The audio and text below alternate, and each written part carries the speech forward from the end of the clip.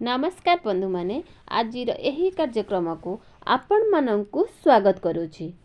तो बंधु माने आज यही कार्यक्रम कर्कट राशि व्यक्ति विशेष मानक पई बहुत गुरुत्वपूर्ण अटे, तो बहुत ही खास अटे। तो कारण यही कर्कट राशि व्यक्ति विशेष मानक जीवन यही मकर संक्रांति पर ठारू नुआ मोड़ नबाकू जाउछि। तो कारण जो मानक गोचर रे बड़ परिवर्तन हबाकू जाउछि, जहाँ आपणकू सफलता आड़क टाणी नबाकू जाउछि। तो आपणकू अनेक क्षेत्र रे सफलता नबाकू ही जाउछि। तो आपणक अनेक इच्छा आकांक्षा पूर्ण हबाकू जाउछि। तो कारण ग्रह मानकर स्थिति आपणक कुंडली रे मजबूत बनिबाकू जाउछि। तो बंधु माने एही मकर संक्रांति दिन सूर्य आपणकर सप्तम भाव ही प्रवेश करिवे। तो अनेक प्रमुख ग्रह मध्य आपणकर सप्तम भाव ही प्रवेश करिवे, जहा फल रे अनेक क्षेत्र रे आपणको सफलता मिलिबाकू जाउछि। तो बंधु माने एही मकर संक्रांति पर केउ सबु क्षेत्र रे आपणको सफलता मिलिबाकू जाउछि, तो केउ सबु क्षेत्र रे आपणको सफलता सतर्कतार रहिबाकू ही जाउछि, सेही विषय रे आमे जानिबा पई तो भिडियोटी को स्किप न करी थरे शेष पर्यंत निश्चित देखंतु। तो एवं भिडियोटी को लाइक करी चैनल टी को सब्सक्राइब कर दियंतु एवं कमेंट बॉक्स रे भक्ति एवं श्रद्धार सहित जय श्री जगन्नाथ जय माँ लक्ष्मी निश्चित लिखंतु। तो बंधु माने आसंतु आरंभ करिबा आजिर एही कार्यक्रम को, जहाँ आपणकर जन्म राशि एवं चंद्र राशि उपर ही आधारित अटे। तो राशि चक्र 12 गोटी राशि मध्यरु चतुर्थ राशि होउछि कर्कट राशि। तो कर्कट राशि राशि अधिपति होउछंती चंद्रमा। तो बंधु माने तो पूर्वरु आपणकर स्वास्थ्य रे समस्या देखा देउथिला। तो जॉइंट पेन बैक पेन बोली समस्या भी देखा देउथिला। तो पेट रे आपण अनेक जंत्रणा भी अनुभव करुथिले। तो आपणकर डाइजेशन भी होउ नथिला। तो एही सबो मकर संक्रांति ठारू आपणकर स्वास्थ्य रे सुधार देखिबाकू ही पाइबे। तो आपणको पूर्वरु जदि जहाँ भी किछि समस्या लागी रहुतला, तो से सब मध्य दूर हो जिवो। तो आपणकर इम्यूनिटी सिस्टम टिके स्ट्रांग रहिबो। तो आपणको निजे स्वास्थ्यवान बोली अनुभव करिवे।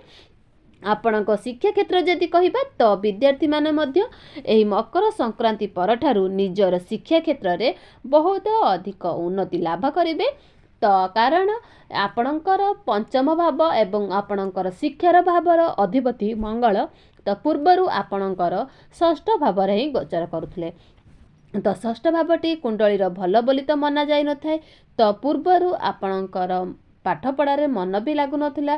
तो शिक्षा क्षेत्र रे अनेक बाधा विघ्न मध्य सृष्टि होउथिला। तो परीक्षा रे आपणको आपणकर परिश्रमर अनुसार शब्द मिली पारु नथिला। किंतु एही मकर संक्रांति परे आपण देखिबे, तो आपणको शिक्षा क्षेत्र रे बहुत बड़ पॉजिटिव चेंजेस आसीबो। तो पाठ पढ़ारे आपणकर मन लागिबो। तो एकाधिति मध्य बढ़िबो।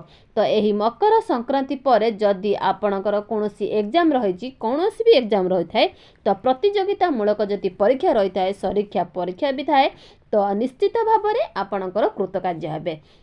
तो कारण सूर्य आपणकर सप्तम भाव रे रही आपणकर प्रथम भाव को ही देखिबे। तो आपणक मध्य रे कंपटीशन लेवल मध्य बढ़िबो एवं आपणकर निश्चित भाव रे निजर लक्ष्य स्थल रे मध्य पहुंची पारिबे।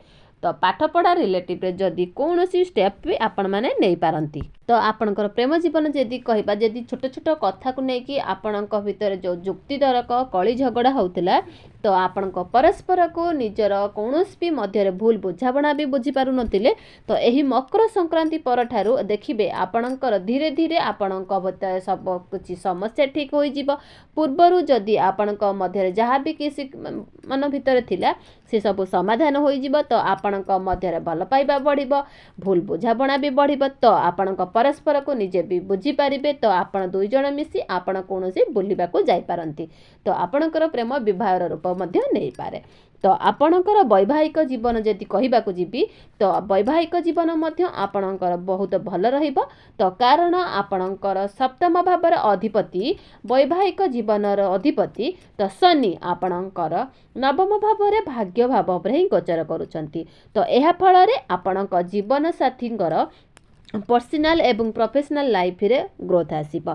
तो आपणक पई आपणक जीवन साथींकर मध्य भाग्य उदय हबो। निज कार्यक्षेत्र में प्रशंसित हेबे। बिजनेस कथा जदि कहबा तो आपणकर एही मकर संक्रांति परठारु आपणकर बहुत भल रहिबो।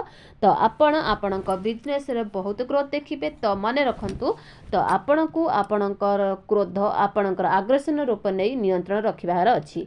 जेहेतु आपण मंगल आपणकर सूर्यंकर दृष्टि आपणकर प्रथम भाव उपरे रहिबो। तो आपणक मध्यरे टिके क्रोध देखा देबो। तो आपणक भितरे टिके मन मनांतर भी हो पार। तो आपण एमती सांग को भी कहि पारंती जहाँ भी किसी तांको हर्ट करि पारे। तो आपण को जोनसी कोनोसी भी कथा कहबा को जाउछंती टिके भाबी चिंती की कथा हुअंतु। निज को टिके माने माइंड को टिके स्थिर रखंतु। तो एबे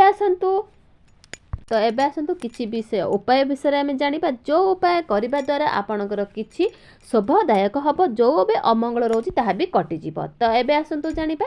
तो जहाँ भी किछि आपणकर अशुभता रहुची से सब भी मध्य खंडन होई जिवो।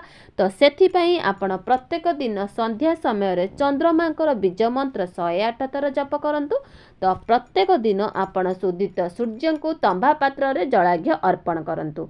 तो प्रत्येक दिन आपण हनुमान चालीसा मध्य पाठ करंतु। एवं प्रत्येक दिन आपण सकाळ समय रे आपण ओम नमः शिवाय 108 थर जप करंतु।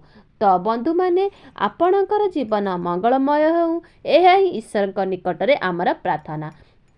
तेबे दर्शक बंधु मोर भिडियोटी एठी समाप्त करछि। पुणी देखा जिवो आगामी एक नुआ सुंदर भिडियो रे। लहरी दर्शक बंधु आपण मानंकु जदि पसंद आसे निश्चित लाइक शेयर कमेंट करके को जमार भी भूलेनी। रहिली जय जगन्नाथ।